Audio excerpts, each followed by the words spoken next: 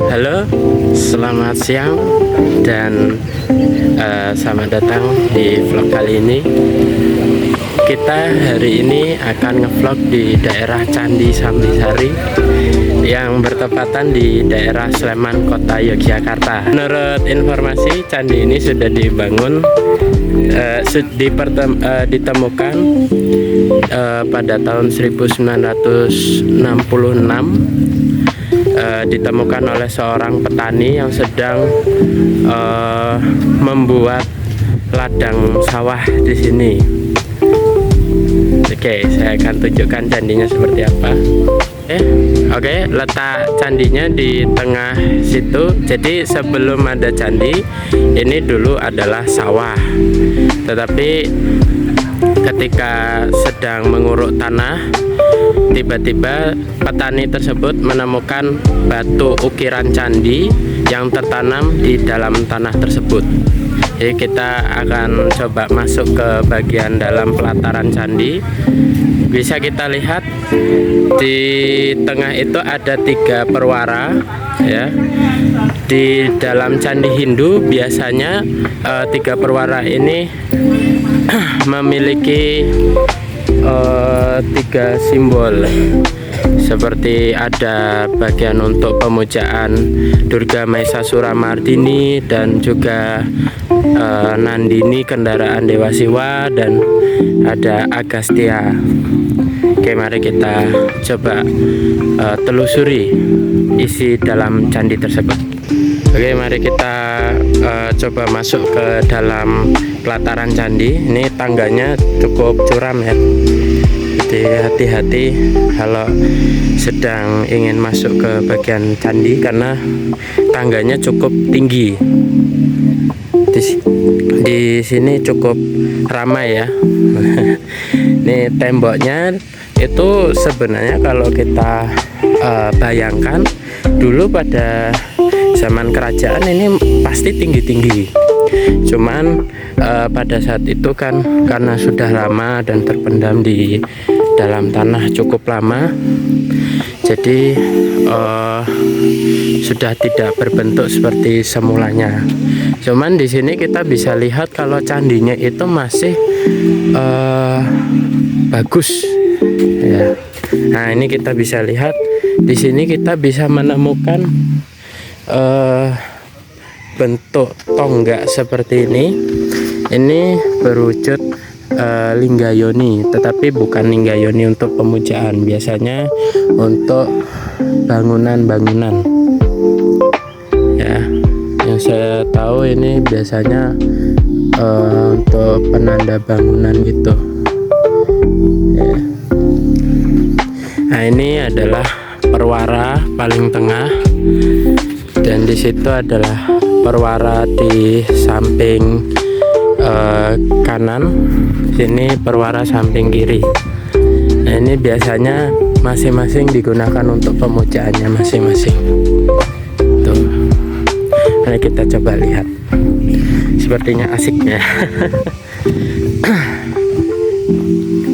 Nah, ini banyak sekali linggayoni yang kita lihat di sini. Ini di dalam situ biasanya dipasang arca yang digunakan untuk pemujaan. Sayang sekali di zaman sekarang sudah tidak digunakan tempat persembahyangan. Tapi jika masih digunakan menjadi tempat persembahyangan, tempatnya akan indah.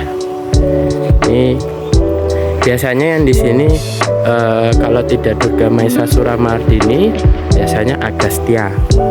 Tuh, ini tengah biasanya kendaraan beliau Dewa Siwa, yaitu arca Nandini. Tapi sekarang arcanya sudah ditempatkan di tempat yang berbeda. Nah, kita naik. Nah, yang mau saya tunjukkan, di tengah candi ini ada tempat menaruh arca. Ini di sini ada, ya, ini pundaknya berukiran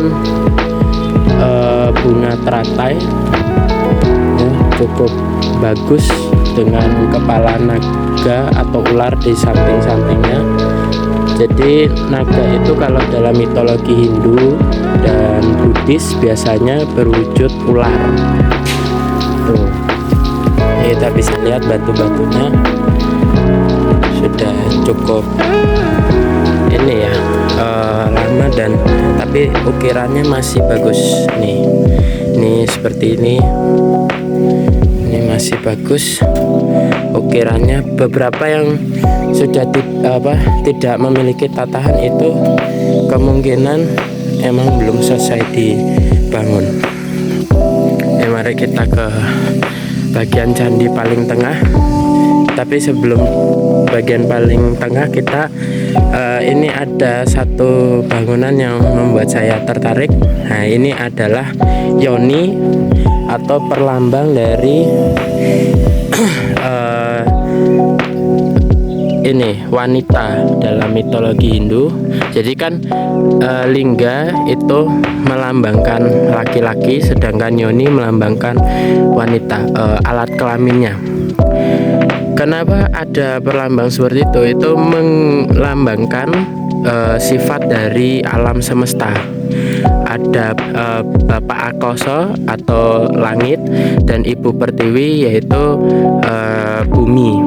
Ini cukup masih bagus ya.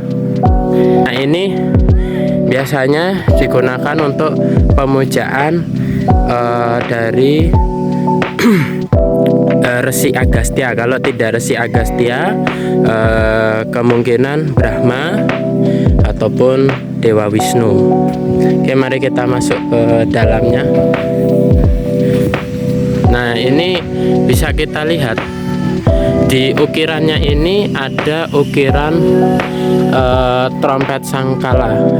Saya lupa nama trompetnya, cuman itu adalah trompet dari cangkang hewan ya. Nah, itu perlambang dari kemakmuran kalau tidak salah. Ini ada beberapa ukiran yang sama, masih cukup cantik ukirannya. Ya, kita bisa lihat candinya masih bagus dan terawat. Semuanya menggunakan ukiran trompet dari cangkang. Ya, mari kita masuk. Nah, ini ukiran naga. Di dalamnya ini singa, di bawahnya ini seorang mungkin penjaga, yaitu buto gitu, menyangga naga dan singa tersebut. Masih ciamik ya ukirannya. Oke, kita masuk. Nah, ini kalau tidak salah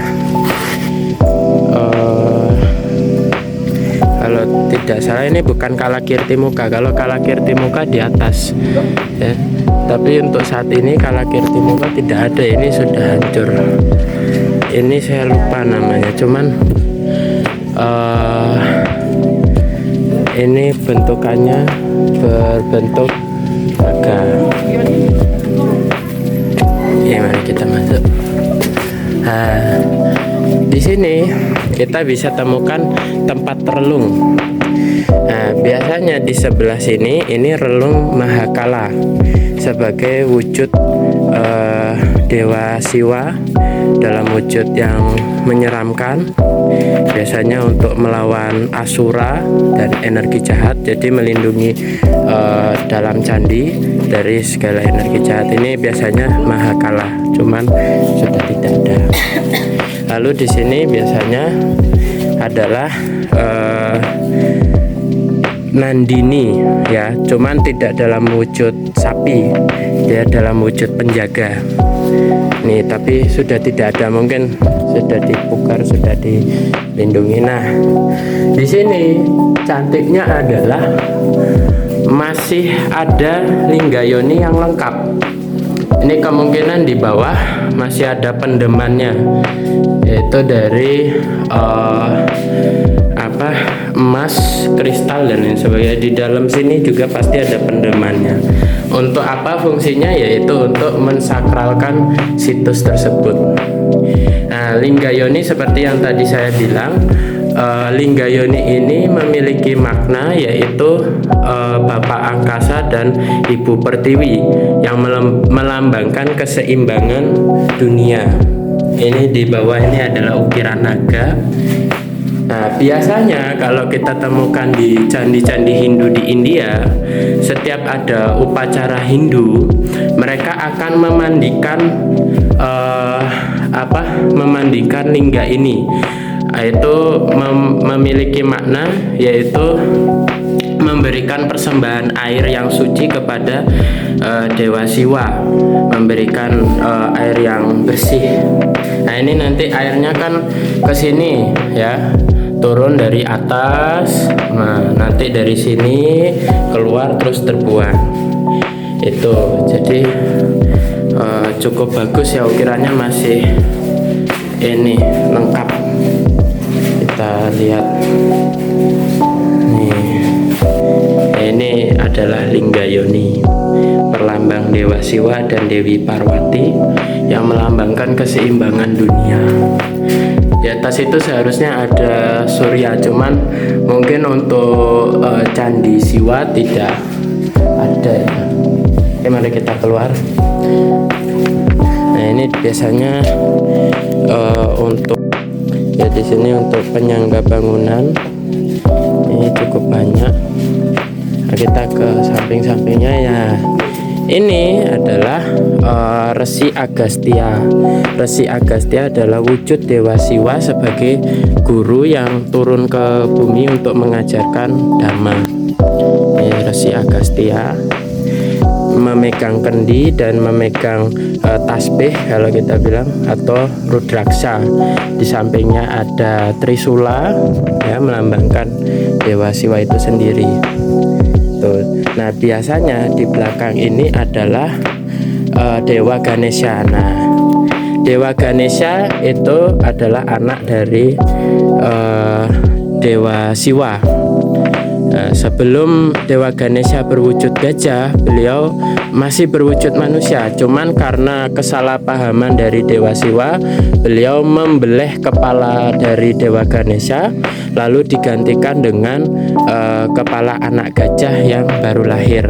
Nah, ini beliau biasa menjadi perlambang dewa kepintaran, dewa ilmu, selain dari Dewi Saraswati.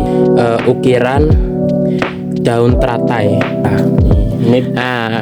Khas dari Candi Jawa Tengah, yang membedakan Candi Jawa Tengah dengan Candi Jawa Timur adalah di Kalakirtimuka. Kalakirtimuka di Jawa Tengah itu imut-imut. Bisa dilihat di sini wajahnya seperti kucing ya, cantik. Kalau di Jawa Timur itu menyeramkan, biasanya ada taring lebar dan lain sebagainya. Nih, terus biasanya di samping itu ada arca Durga Maheswara Mardini ya. Saya minta maaf pelafalannya kurang bagus. Nah, di sini kita bisa lihat Dewi Durga yang sedang melawan Asura, yang melambangkan bahwa Dharma itu lebih berkuasa daripada adharma ya. Kita harus bisa meninggikan kebajikan untuk melawan kejahatan. Nah, ini bisa kita lihat senjata-senjata beliau, yaitu mulai dari cakra, trisula, lalu di sini ada panah. Di sini juga saya kurang tahu ini apa. Dan ya ada kapak juga. Nah, ini masih cantik ini. Nah, ini adalah kendaraan beliau ya, sapi, kerbau. Ini adalah Asura. Ini beliau yang menyerang Durga Maheswara Mardini, cuman beliau kalah, jadi tunduk kepada yang Durga. Nah, kenapa Dewi Durga selalu bersandingan dengan Asura karena beliau adalah ratu dari para Asura. Jadi beliau yang melawan semua Asura, beliau yang memerintah segala Asura. Nah ini ya. Nah, khas dari Candi Jawa itu adalah pundaknya. Dia berisikan ukiran-ukiran seperti itu ya, ada 3 kayak gitu. Nah, kalau Jawa Timur bentukannya lebih ramping. Kalau Jawa Tengah itu lebih gendut. Nah, candinya lebih gendut, lebih luas. Nah, uniknya dari Candi Sambisari itu Candi Sambisari ini yang unik adalah linggayoninya masih utuh. Ini kalau masih digunakan untuk persembahyangan, biasanya akan sering disiram di bagian linggayoni sebagai persembahan air kepada Hyang Batara Guru atau Dewa Siwa. Oke. Ya. Nah, ini kalau masih utuh ini adalah Kalakirti Muka. Ini bagus masihan, cuman nggak sempat diukir. Mungkin belum digaji makanya ndak dilanjut ukirannya. Oke. Jadi ini dari belakangnya ya, cukup bagus dan mungkin untuk pesan-pesan dari saya adalah agar lebih peduli dengan peninggalan leluhur, karena tidak semua di daerah Indonesia punya ini ya. Keseringan itu ada di tanah Jawa biasanya candi-candi seperti ini, tetapi di luar tanah Jawa ada juga di daerah di Sumatera biasanya. Nah, pesan saya untuk anak muda adalah agar lebih tertarik untuk menjaga budaya dan juga peninggalan candi seperti ini. Ini suatu hal yang indah yang leluhur kita miliki, yang leluhur kita berikan kepada anak muda, anak-anak selanjutnya di masa-masa selanjutnya. Nah, penting untuk kita untuk peduli dengan peninggalan sejarah, karena tanpa ada peninggalan sejarah maka tidak bisa kita mengenal jati diri dari negara kita. Kita tidak bisa mengenal jati diri bangsa kita kalau kita tidak mengenal peninggalan mereka. Penting untuk kita membangkitkan kembali jiwa-jiwa Nusantara pada zaman dulu. Dengan terjaganya budaya dan juga cagar-cagar budaya seperti ini, maka terjaganya pula keindahan Indonesia yang kita miliki. Nah, selain itu pula kita harus bisa menjaga keindahan keberagaman yang ada di Indonesia.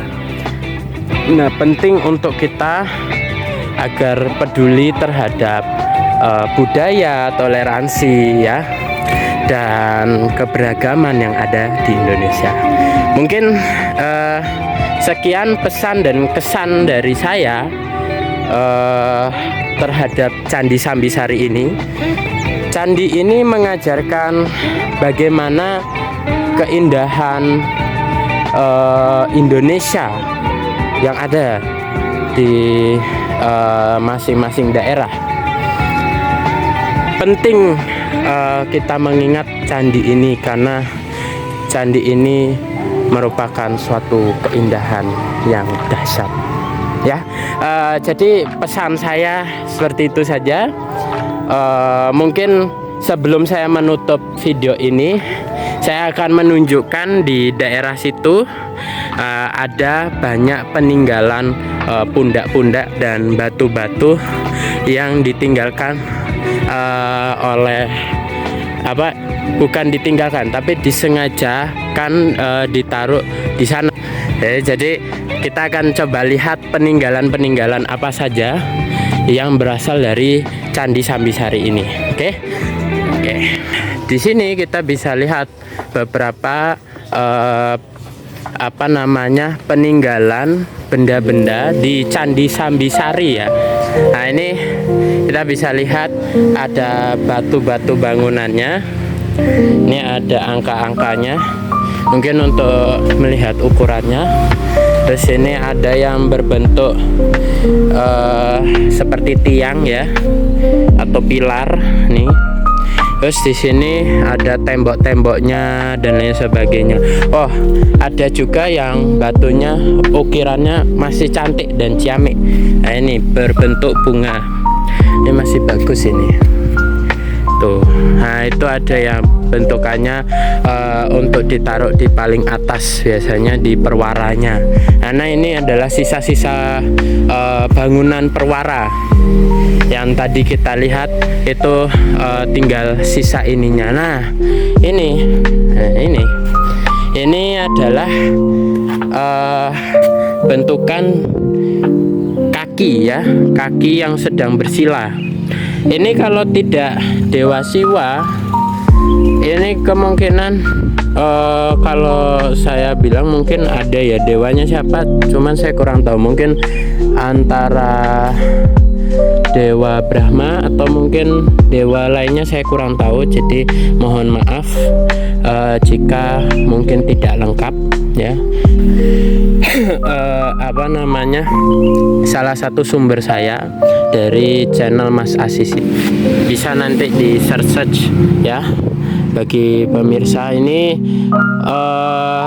kok kalau lihat dari ukiran tangannya seperti Buddha ya. Tapi mungkin ada peninggalan Buddha juga, karena kan yang bisa kita ketahui adalah setiap ajaran Hindu di Nusantara ini ada kaitannya dengan ajaran Buddha, karena Siwa Buddha. Nah, ini adalah bentukan dari yoni, tapi bukan yoni ya, karena yoni itu ada ujungnya seperti ini. Cuman ini bukan yoni. Nah, ini adalah ujung dari sebuah candi. Saya lupa namanya apa. Cuman bentukannya seperti stupa. Nah, kemungkinan ada corak Siwa Buddhanya. Tapi ya yang saya ketahui ini full Hindu sih. Cuman ada kemungkinan corak-corak Siwa Buddha. Nah, itu adalah atasan dari pintu pembuka candi. Nah, itu ukirannya masih cantik ya. Ini biasanya untuk tangga-tangga ya, seperti itu. Oke, mungkin sekian dari vlog saya kali ini. Pesan kesan saya adalah selalulah mengingat peninggalan sejarah, peninggalan budaya, karena kita harus bisa menghargai apa yang sudah ditinggalkan oleh para leluhur kita. Apapun bagaimanapun agama Anda atau mungkin kepercayaan yang Anda anut, tetapi penting, sangat penting untuk bisa mengenal peninggalan leluhur dan menghargai apa yang sudah ditinggalkan oleh para leluhur. Nah, dengan seperti itu kita bisa mengenal jati diri bangsa kita, mengenal jati diri negara kita. Itu sih pesan saya. Dan juga pesan saya satu lagi, untuk anak muda harus bisa lebih peduli dengan peninggalan sejarah dari leluhur-leluhur kita. Sekian dan terima kasih. Salam budaya dan salam sejahtera. Oke, di sini saya sedang berada di gedung tempat prasasti peninggalan. Ini yang ditemukan adalah salah satunya guci. Keterangan guci merupakan alat rumah tangga yang dipergunakan sebagai tempat untuk menyimpan benda berharga atau benda cair sebagai koleksi benda cair ya. Ini koleksi DIY. Oke, nah ini adalah salah satu dewa. Saya kurang tahu nama beliau siapa ya, maaf. Salah satu dewa, saya kurang tahu nama beliau siapa. Nah, yang membuat saya tertarik adalah ini salah satu peninggalan Buddha. Nah, ini tangannya menggambarkan mudra bumi mudra sebagai menunjuk bumi sebagai saksi dari Sang Buddha. Nah, ini seperti ini sila beliau.